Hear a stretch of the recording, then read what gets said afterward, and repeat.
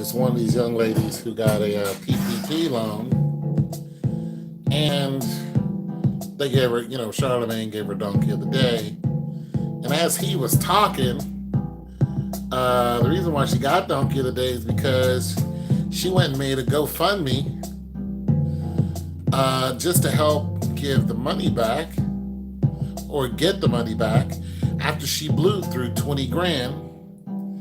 And she's like, I can't go to jail. I got 3 kids, yada, yada, yada. And, so some people did, donate like 3 grand to her. But a lot of people was donating 5 grand or $5 and then cracking jokes on her. Like, you're going to go to jail. And I was listening to another video recently. And this woman who does taxes, who has a legitimate business, was breaking down why the PPP loans was a bad idea. And for those of you who are using a family in the hood to get these loans, she said in order for you to get $20,000, they had to say that your business made 100 grand. And then she said, if you got the $20,000, your business, according to your Schedule C, you made 100 grand. That was your net, not your gross. You netted 100 grand. And at the end of the year, when you file taxes, you're going to owe $36,000 in taxes. This is true because you're in a 36% tax bracket once you make 100 grand. All right.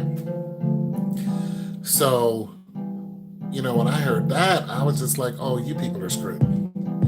So the government, who handed out billions and billions of dollars in these PPP loans, knew that a lot of people who were underprivileged was going to file for it. Now, this is the rub. This is the rub here.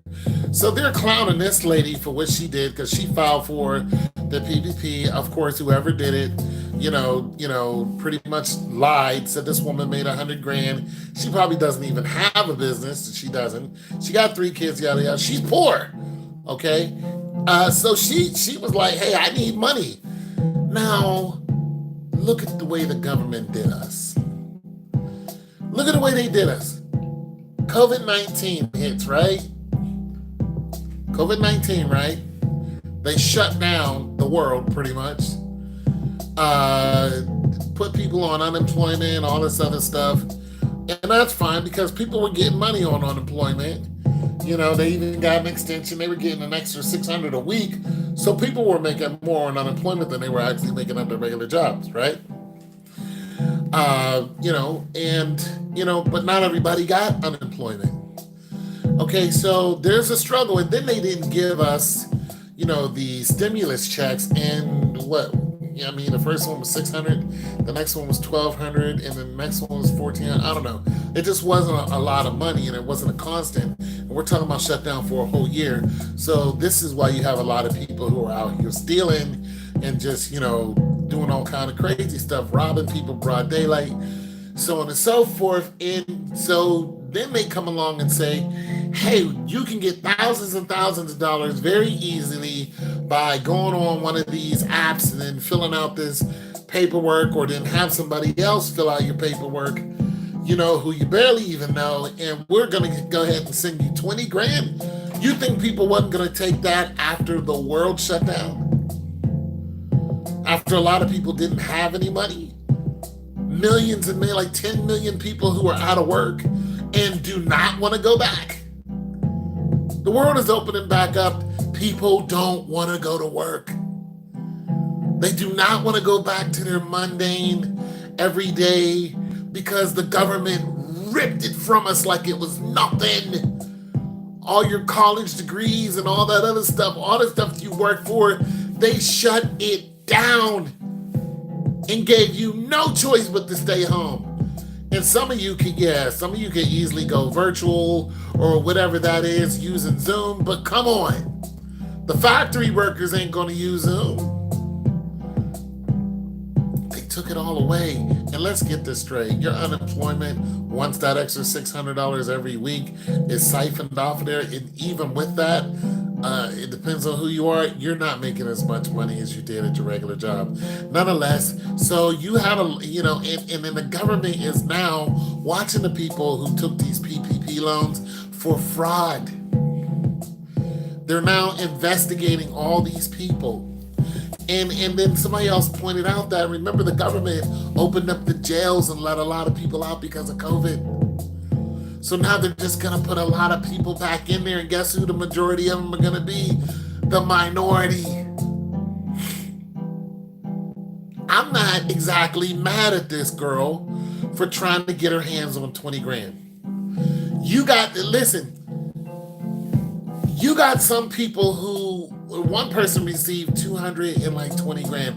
This other person received like 1 point something million dollars and went and bought this huge house and cars. I'm like, man, I hope y'all all got a Schedule C. I hope y'all all had real jobs. I hope, whoever filled this out for you, because you're going to pay them 10 grand. I hope it was worth it. But I'm looking at how poor some people are in the situation they're in. And they were like, if I can go up 20 grand. Look, one guy took out his PPP loan. He's living, he was on a beach. He was like, listen, I know they're going to come after me, but right now I'm going to live it up. Most people will not have a 20 grand plus in their bank account ever. Ever. It'll never happen. It'll never happen because they have a very poor state of mind. They don't know how to save. They're never going to save.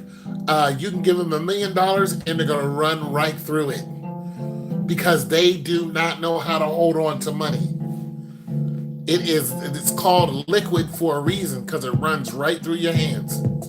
Right through your hands. That's why it's called liquid. I'm not mad at her for what she did. There's so much behind this. A lot of people are just uneducated. A lot of people are like, I'm hungry. I got 3 kids. This woman has 3 kids. What do you want her to do? I'm not siding with her decision. But I'm saying, if you're going to give me 20 grand, and she probably paid 3 or 4 or 5 of it out, 15 grand in her pocket, she knew she was telling a lie. So yeah, she's a full-grown adult. She's going to pay for that. Then her kids are going to have to go and be watched by somebody else. But I'm saying, you have a lot of people who did this because they really needed the money. It's all fraudulent. If you did it, you don't have a Schedule C, you don't have a business, you committed fraud. 100% you committed fraud, and you're going to pay for it. The government's going to come after you. Look, they're talking about putting people in jail for a very long time.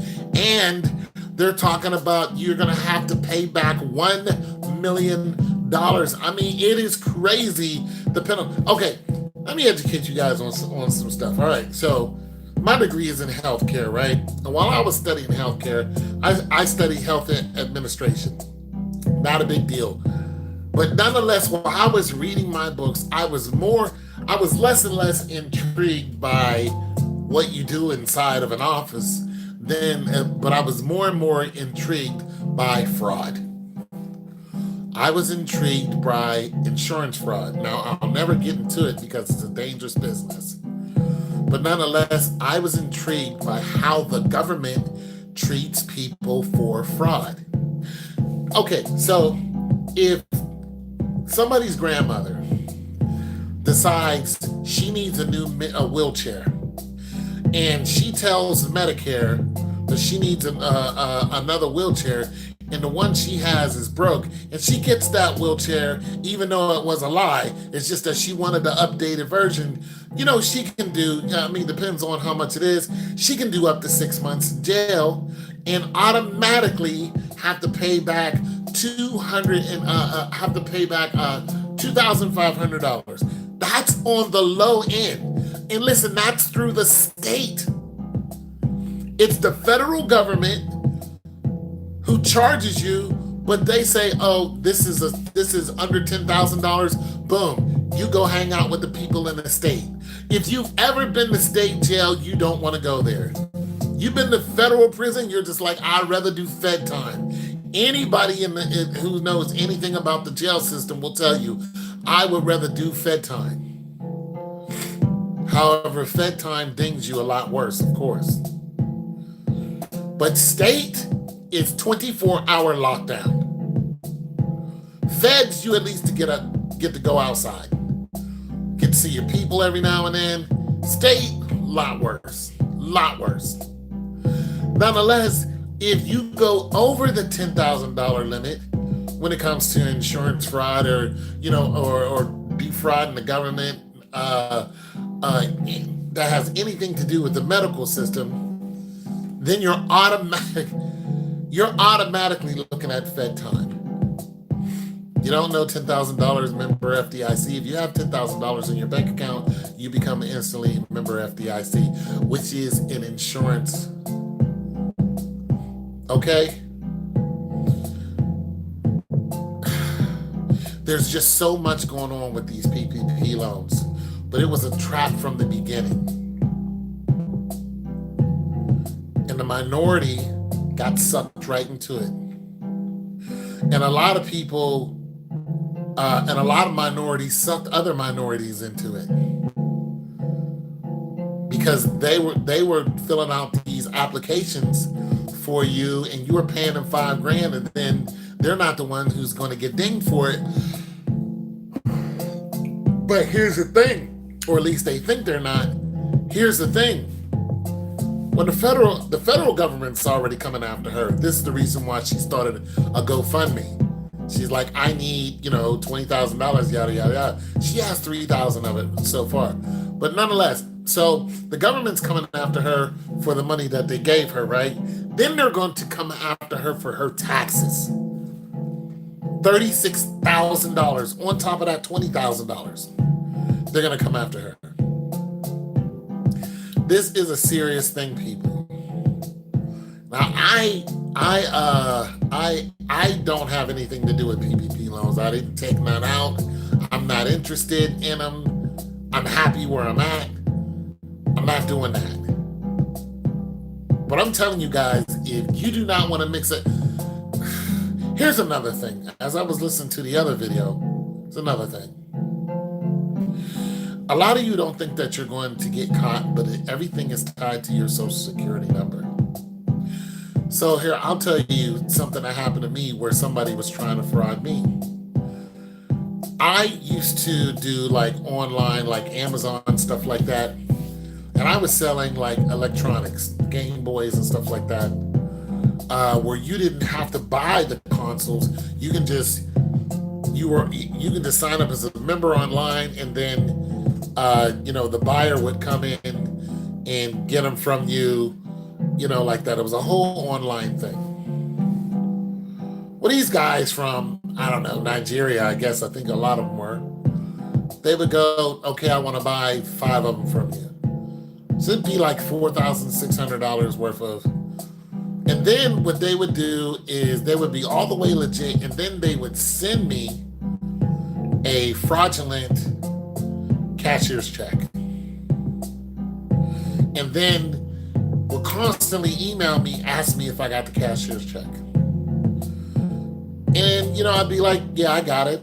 And they'd say, go ahead and release the items that I paid for. And I'd be like, I'll release the item when my check clears.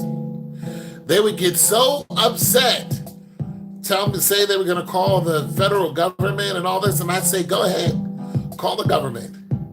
What I did was I took that check, I went and opened a new account at a bank, not my bank.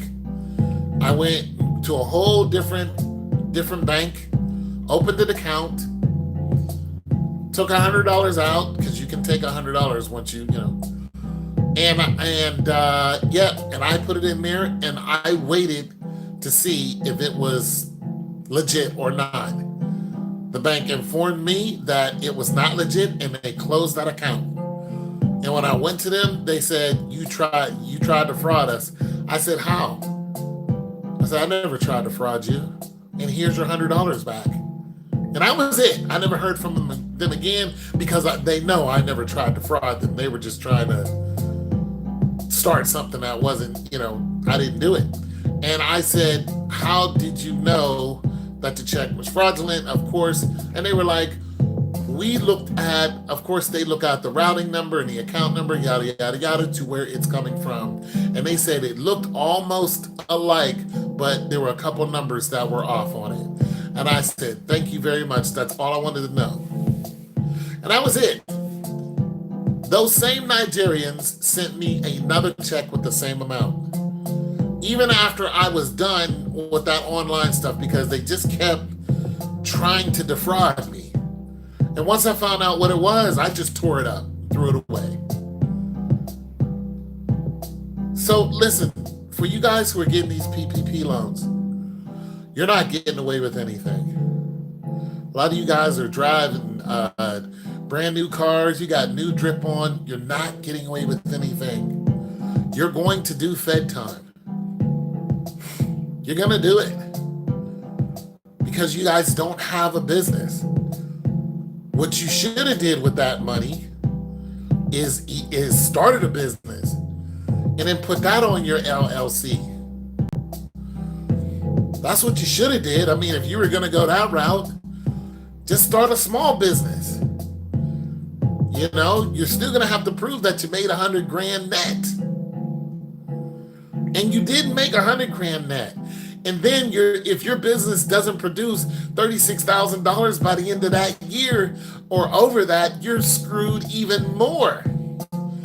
Which means you guys are going to go to jail for a $20,000 loan. And let's get this straight. That's not a grant. That's a $20,000 loan. It has and it's 1%. That's what the payback on it is. It's 1%. So while you're sitting in jail, you're gonna owe $20,000. That accrues 1%. And you're gonna have $36,000 at the end of the year in your taxes that you're going to. You guys are screwed. And I don't know if you ever had to pay back taxes before. I have, because I made it a decent amount one year and miscalculated. And, I had to pay, go down and, pay. They don't do that anymore. Anyways, I paid it off. But nonetheless, that interest that you're going to have on a $36,000 is going to kick your ass. You people are making a mistake with the loan, but I understand why some of you made it, is what I'm saying. It's your boy Tone 202, man. The whole hood is in trouble. A lot of people are going to jail, and the feds are watching you. Yeah, man, they set people up real nice. And this woman is a prime example. She is a shining example of what they wanted. This face is what they wanted. This hairstyle, this attitude, this is what they wanted. All those people that they let out of jail, they need the jail system to be full. They're going to put all these people right back in. Well, these people probably weren't in prison. They're going to fill those jail cells up. Jails are no good, man, unless you can put people in them. And we got over 2 million people in jail in this country. We got more people in jail than any other country. There's a whole system behind jail. I mean, it's free labor and everything. It's modern day slavery is what it is. They're going to legally put all these people behind bars. It's going to happen. It's going to happen. And what's even deeper than that, like I said, this woman has 3 kids. So where her kids going? If she doesn't have a guardian, if she doesn't, oh my God, it just gets worse and worse.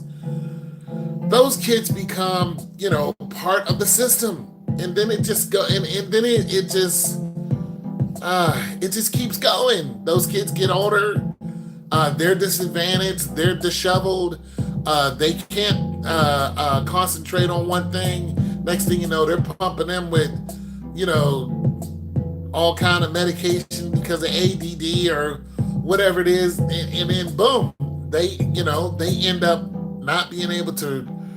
I mean, we're reading at a fourth grade level. High school kids, they're not going to be able to read. They're not going to be able to go to, college. And then the system just does the same thing over and over again. This is bad, you guys. It's your boy Tone 2. God loves you. So do I.